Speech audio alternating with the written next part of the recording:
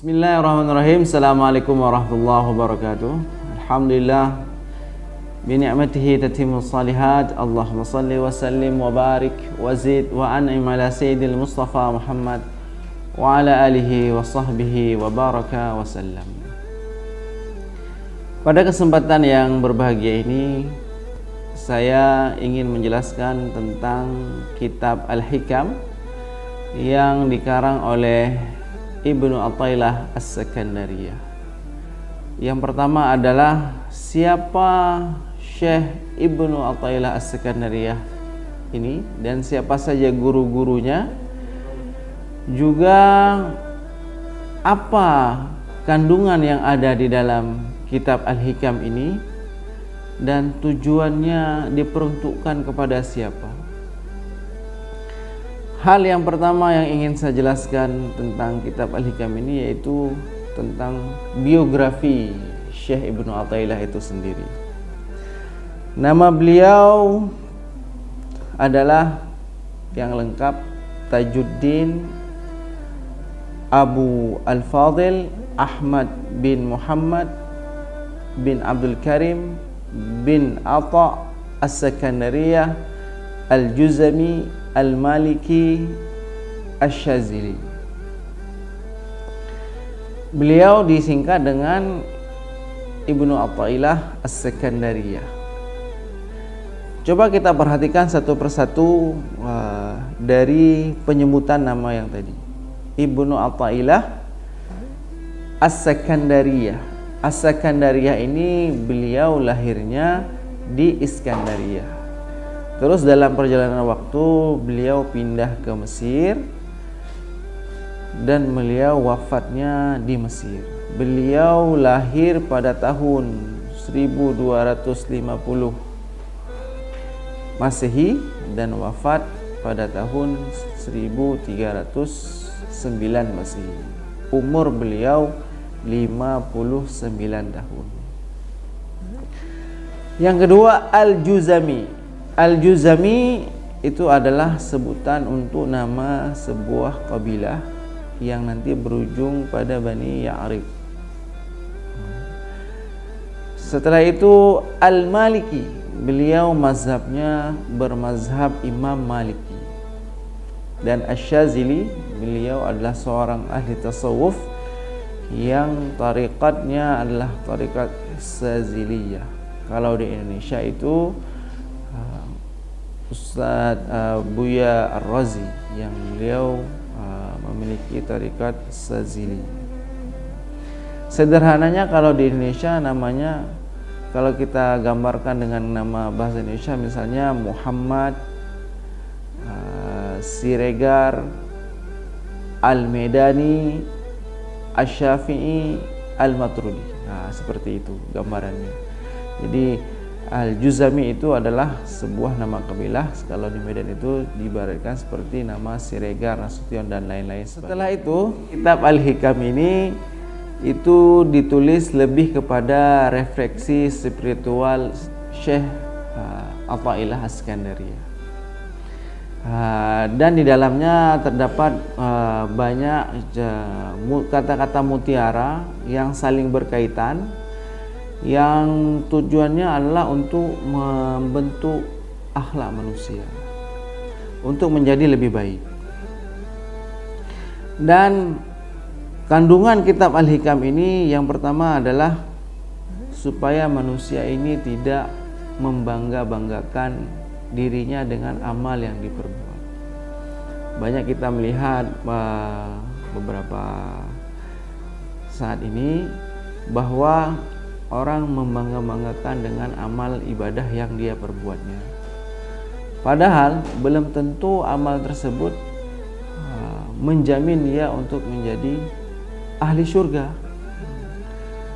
Padahal dia terus membangga-banggakan dengan amalnya. Dia pamerkan di mana-mana amal-amal ibadahnya. Dia sebutkan bahwa dia telah melakukan A, dia telah melakukan B. Yang semua itu pada akhirnya dapat menimbulkan ria pada dirinya. Dan ria itu yang sebenarnya harus dihindari oleh manusia itu sendiri. Yang kedua, kandungan kitab Al-Hikam ini tujuannya adalah untuk membentuk hati yang ikhlas, yang selalu bertawajuh kepada Allah Subhanahu wa taala. Di mana hati yang ikhlas, yang selalu mengharap ridha kepada Allah Subhanahu wa taala, itu hati yang betul-betul suci, hati yang betul-betul jernih, dan hati yang betul-betul tidak mengharapkan apa-apa kecuali ridha pada Allah Subhanahu wa taala. Dan dalam kitab Al-Hikam ini kita dituntut untuk merasa sedih apabila kita tidak lagi taat kepada Allah Subhanahu wa taala. Bagaimana hal demikian? Banyak orang yang larut dalam kemaksiatan. Waktu dia larut dalam kemaksiatan, dia bahkan bangga dengan kemaksiatan yang dia perbuat, tidak merasa sedih dengan kemaksiatan yang sedang dia perbuat, sehingga berkelanjutan kemaksiatan itu dan mendarah daging pada dirinya. Makanya kitab Al-Hikam ini hadir untuk membuat manusia merasa sedih dengan kemaksiatan-kemaksiatan yang telah dia perbuat dalam dirinya. Selanjutnya, tujuannya kandungan dari kitab Al-Hikam ini adalah untuk mengingatkan kepada kita bahwa pentingnya waktu di dalam kehidupan ini, di mana sebenarnya bahwa orang-orang yang mengulurkan waktunya di dalam kehidupan, sungguh dia telah rugi dengan waktu. Sungguh dia telah menyia-nyiakan kesempatan yang ada. Sehingga karena waktu yang begitu banyak yang telah dia sia-siakan, dia menjadi hamba-hamba Allah yang senantiasa gagal dalam kehidupannya. Padahal perjalanan kehidupan kita adalah tujuannya adalah menunggu waktu salat hingga kepada waktu salat yang baru. Selanjutnya, kandungan isi kitab Al-Hikam ini adalah mengajak kita untuk bisa menjadi hamba Allah Subhanahu wa taala yang ikhlas menerima terhadap cobaan yang Allah berikan kepada kita. Sehingga dengan cobaan-cobaan yang menempa, yang diterpa kepada kita di dunia ini, kita tidak gundah, tidak lantas menghakimi Allah Subhanahu wa taala, tidak lantas mengatakan bahwa Allah Subhanahu wa taala telah berbuat tidak adil kepada diri kita. Kita Al-Hikam ini hadir untuk menjelaskan 5 kandungan itu. Yang pertama adalah untuk tidak menjadi orang yang bangga dengan amal ibadahnya. Yang kedua, untuk menjadi orang yang selalu ikhlas hatinya. Yang ketiga, orang yang selalu merasa sedih apabila melakukan kemaksiatan. Yang keempat, orang yang selalu menghargai waktu, sehingga dengan waktu itu dia bisa melakukan banyak amal-amalnya. Dan yang kelima adalah orang yang sabar dengan cobaan yang Allah berikan. Abu Hasan Az-Zazili mengatakan bahwa pengembaraan kami terdiri atas 5 hal. Yang pertama adalah taqwa fis sirri wal alam. Takwa lahir dan batin. Takwa dalam kesendirian dan kenampakan. Apa yang dimaksud dengan takwa menurut versi Abu Hasan Az-Zazili? Takwa adalah bersikap wara. Bagaimana yang dimaksud dengan bersikap wara? Bersikap wara itu adalah menjauhkan diri dari perkara-perkara yang makruh. Yang makruh berarti sesuatu yang dibenci sama Allah, tapi boleh untuk dilakukan dan tidak berdosa ketika dia melakukannya. Yang kedua adalah aspek-aspek yang membuat diri manusia jauh daripada hal-hal yang haram. Itu sifat wara. Dan yang ketiga adalah dia jauh dari perkara-perkara yang syubhat. Bagaimana yang maksud dengan sifat haram?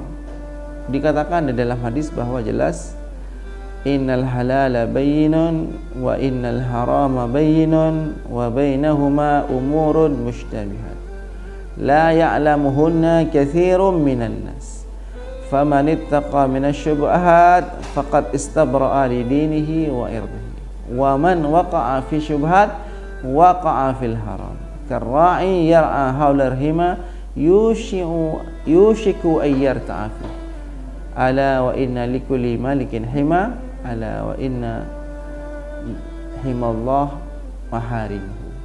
Di sini di dalam hadis ini jelas mengatakan bahwa yang haram itu jelas. Apa contoh yang haram? Telah dijelaskan di dalam beberapa ayat Al-Quran. Ada di surah Al-Maidah, ya ayyuhalladzina amanu innamal khamru wal maisiru wal ansabu wal azlamu rijsun min amali syaitan fajtanibuhu la'allakum tuflihun. Di antara perkara-perkara yang haram yaitu yang pertama adalah khamar. Khamar sudah jelas, khamar itu berarti meminum minuman keras.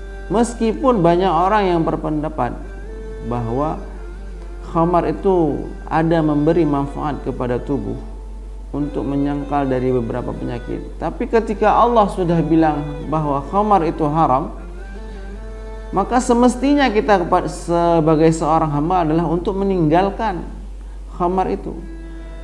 Karena kalau kita sudah meninggalkan yang haram, berarti jelas bahwa faedah meninggalkannya lebih banyak daripada mengambil manfaat daripada apa yang dirasakan dari hal-hal yang haram itu, seperti khamar tadi. Yang kedua, maisir, judi. Perbuatan yang haram, contoh perbuatan haram, judi. Judi sekarang sudah banyak sekali berkembang sesuai dengan digitalisasi masa, di mana judi bisa dilakukan di rumah tanpa harus menuju ke suatu tempat tertentu. Dan bahayanya judi ini mengakibatkan kerugian-kerugian yang fatal kepada seseorang tanpa dia sadarinya. Bagaimana sesuatu itu dihukum sebagai judi? Apabila judi itu merupakan sebuah permainan, yang pertama. Yang kedua, apabila judi itu ada unsur taruhan di dalamnya. Yang ketiga, judi itu ada unsur untung-untungannya. Dan yang keempat, judi itu ada tipu dayanya. Yang kelima, judi itu melalaikan. Ketika ada beberapa unsur demikian, maka sebaiknya kita kepada seorang hamba untuk menuju kepada takwa yang lebih baik, kita meninggalkan yang haram tersebut. Kita perhatikan bagaimana konsep judi ini dibuat.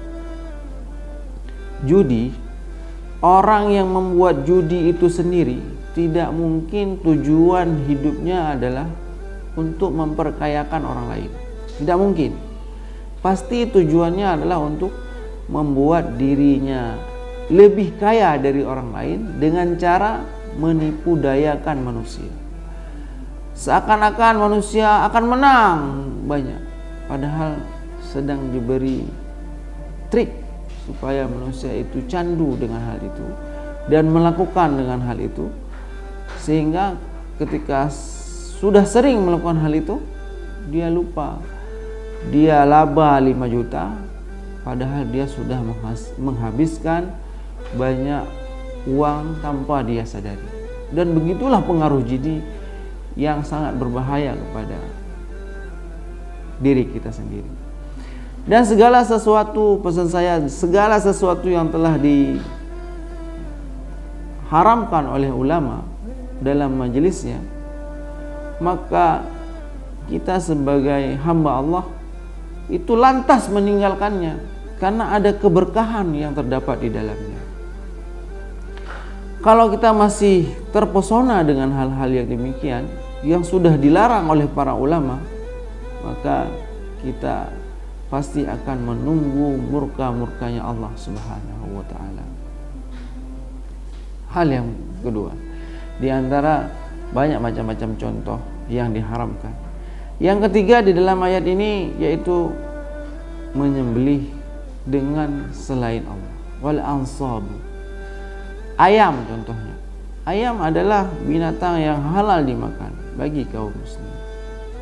Tetapi ketika dia disembelih untuk nama selain Allah, maka ayam ini menjadi sesuatu yang haram dimakan. Juga jangan dibalik. Misalnya babi, sesuatu yang haram dimakan, tapi dia disembelih dengan nama Allah, itu sama saja dengan memperolok-olok agama Allah ini. Maka kita tidak boleh memakan daging babi tersebut walaupun dia disembelih dengan nama-nama Allah, karena secara ainnya saja dia sudah memang haram, dan lain-lain. Dan yang ketiga, yang keempat, di antara banyak contoh-contoh yang haram adalah al-azlam, yaitu mengundi nasib. Banyak sekali manusia ini kesalahannya yaitu ketika dia tidak menggantungkan dirinya kepada Allah. Dia menggantungkan dirinya kepada selain Allah. Dia menganggap bahwa selain Allah itu dapat memberikan kebahagiaan, ketentraman, kenyamanan kepada dirinya. Padahal itu jauh sekali dari kata benar. Makanya orang-orang yang selalu bertawakal, berserah diri kepada Allah, itu dia pasti akan menjadi orang-orang yang selalu dianugerahi kebaikan dalam dirinya oleh Allah Subhanahu wa taala. Halal jelas, haram jelas. Dan di antara yang halal dan yang haram ada perkara-perkara yang syubhat. Perkara-perkara syubhat ini dia seperti orang-orang yang melakukan bid'ah. Bagaimana demikian?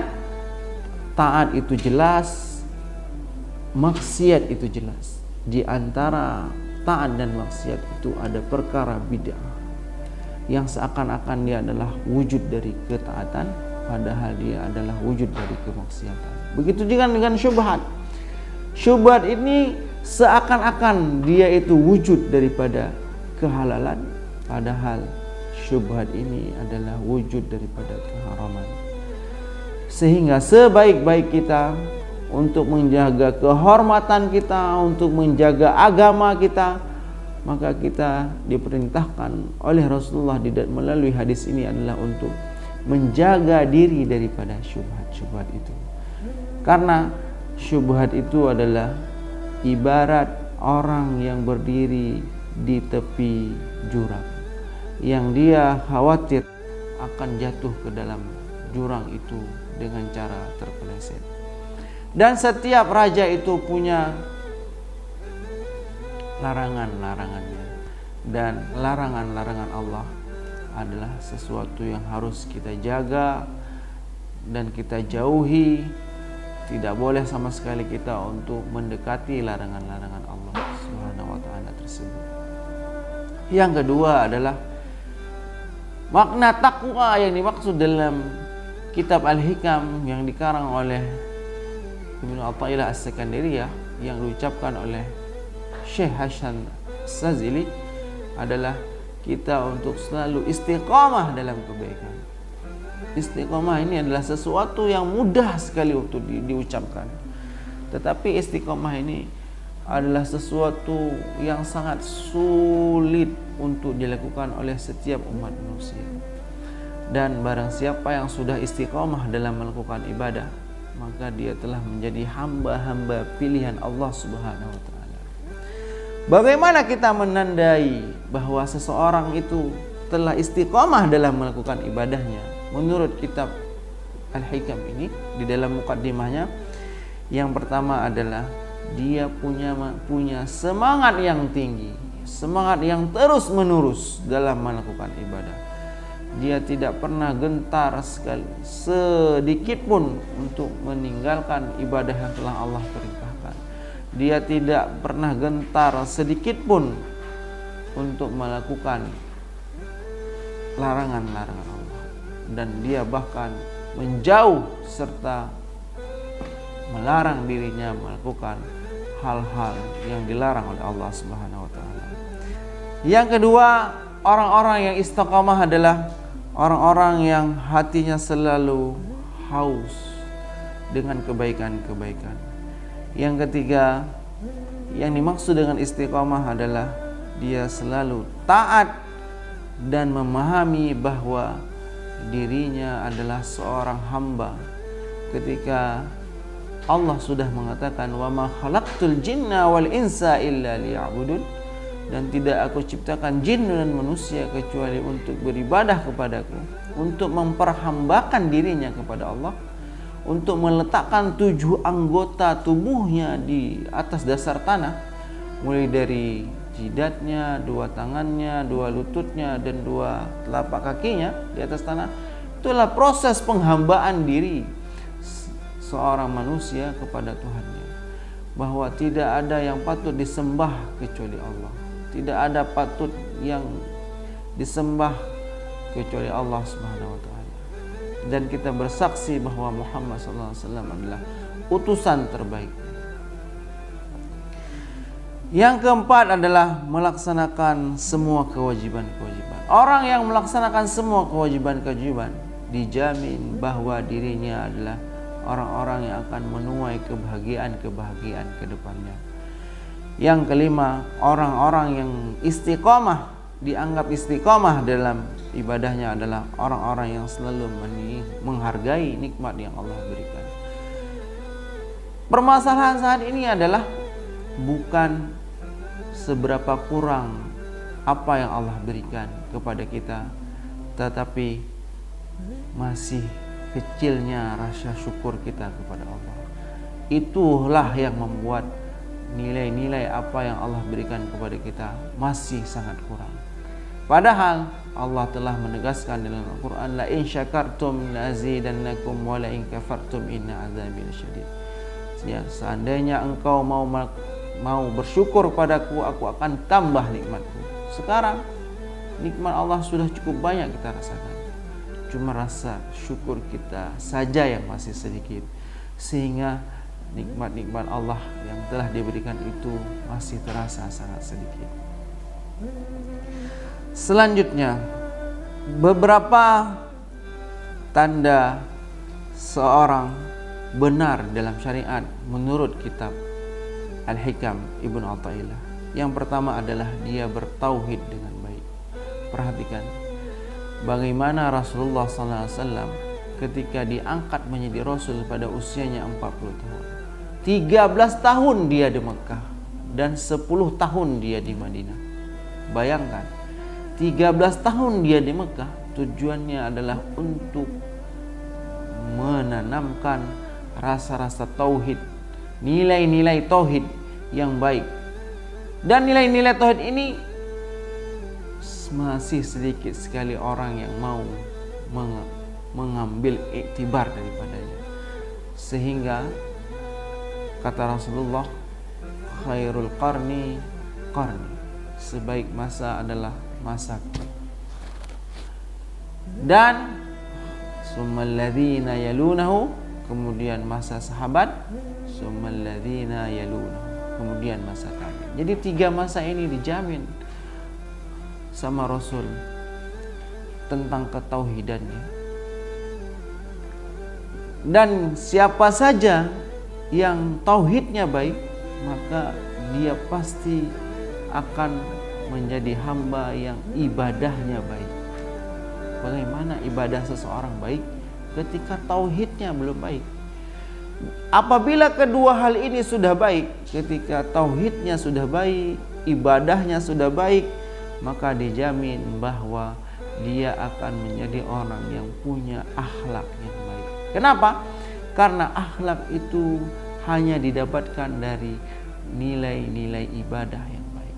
Sedangkan etika itu didapatkan dari nilai-nilai pengetahuan yang ada dan yang kita dapatkan bersama majelis dengan para guru-guru kita. Maka kalau orang ibadahnya sudah baik, dia dijamin pasti akhlaknya sudah baik. Makanya Rasulullah, innama bu'istu liutammima makarimal akhlak, aku diutus untuk menyempurnakan akhlak manusia. Kalau akhlak seseorang sudah baik, pasti ibadahnya baik, pasti tauhidnya baik. Kalau orang sudah tauhidnya baik, pasti ibadahnya baik, pasti akhlaknya baik. Maka turunan ini yang harus kita jaga di dalam kehidupan kita sehari-hari. Yang kedua adalah selalu menjaga perintah-perintah Allah. Jangan pernah terbesit sedikit pun di dalam diri kita untuk meninggalkan perintah-perintah Allah Subhanahu wa taala. Seperti misalnya perintah salat. Meskipun Allah sudah menegaskan di dalam Al-Quran, innaha lakabiratun illa 'alal khashin. Salat itu adalah sesuatu yang sangat berat yang akan dilakukan oleh hambaku kecuali orang-orang yang khusyuk. Ketika Allah sudah memerintahkan aqimis shalah, dirikan salat, maka kita sebagai seorang hamba sam'an wa ta'atan, mendengar dan taat kepada Allah SWT, langsung mengerjakan perintah-perintah Allah tersebut tanpa harus banyak berdalih, memberikan alasan-alasan agar kita bisa meninggalkannya, tapi kita langsung mengerjakan perintah-perintah Allah tersebut. Yang ketiga adalah berpegang teguh kepada sunnah Rasulullah, dan jelas dikatakan bahwa baik di dalam Al-Quran maupun di dalam hadis-hadis Nabi SAW, fa idza tanaza'tum farudduhu ila Allah wa Rasul. Apabila kalian sedang dalam bertikai pada suatu urusan agama, maka kembalikan permasalahan tersebut kepada Al-Quran dan Sunnah. Dan dikatakan, wa in tamassaktum bihima lan tadhillu bihima abada. Dan jika kalian berpegang teguh dengan Al-Quran dan Sunnah, sungguh kalian tidak akan pernah tersesat di jalan Allah. Maka orang-orang hari ini yang lari, yang mengandalkan logikanya dalam beribadah, yang menganggap bahwa Al-Quran dan Sunnah itu tidak apa-apanya, maka dia sebenarnya sudah jauh dari kata-kata sebagai seorang hamba yang menghambakan dirinya kepada Allah. Yang keempat, kita senantiasa dianggap seorang yang benar-benar menjalankan syariat adalah orang-orang yang selalu menjaga wudu, menerima takdir, yakin akan janji-janjinya Allah Subhanahu wa taala, putus harapan kepada makhluk. Allahus Samad. Kita hanya menggantungkan diri kita kepada Allah Subhanahu wa taala. Tidak ada satupun di dunia ini yang kita akan menggantungkan diri kita padanya. Wa idza sa'alta fas'alillah wa idza ista'anta fasta'in billah. La yajtama'u ala an yanfa'uka lan yanfa'uka hatta qad kataballahu laka. Wa in ijtamu ala an yadurruka la yadurruka illa qad kataballahu alaika. Maka apabila kita minta, maka mintalah saja hanya pada Allah Subhanahu wa taala. Wa idza ista'anta fasta'in billah. Dan apabila kita minta tolong, hanya kita minta tolonglah pada Allah Subhanahu wa taala. Ingatlah wahai umatku, seandainya manusia di dunia ini berkumpul berencana ingin memberikan manfaat kepada diri kita, itu tidak akan mungkin terjadi kecuali memang telah ditulis semua itu oleh Allah Subhanahu wa taala. Dan seandainya di dunia ini orang bersepakat untuk mencelakai kita, maka semua itu tidak akan mungkin terjadi kecuali memang Allah Subhanahu wa taala telah menuliskan hal itu kepada diri kita. Senantiasalah kita sebagai seorang hamba untuk selalu bermunajah kepada Allah Subhanahu wa taala, bertawakal, menggantungkan segala aspek-aspek kehidupan kita hanya kepada Allah Subhanahu wa taala. Selanjutnya kita diperintahkan untuk sabar, tawadu, berkasih sayang, taat dalam perintah, dan meyakini bahwa syaitan itu adalah musuh yang nyata bagi diri kita. Dan kita selalu berdoa kepada Allah Subhanahu wa taala. A'udzubillahi minasyaitonirrajim. Kita berlindung kepada Allah dari syaitan-syaitan yang terkutuk. Demikian penyampaian saya pada kesempatan yang berbahagia ini, kiranya dapat memberikan manfaat. Saya akhiri, subhanakallahumma wa bihamdika asyhadu an la ilaha illa anta astaghfiruka wa atubu ilaika. Assalamualaikum warahmatullahi wabarakatuh.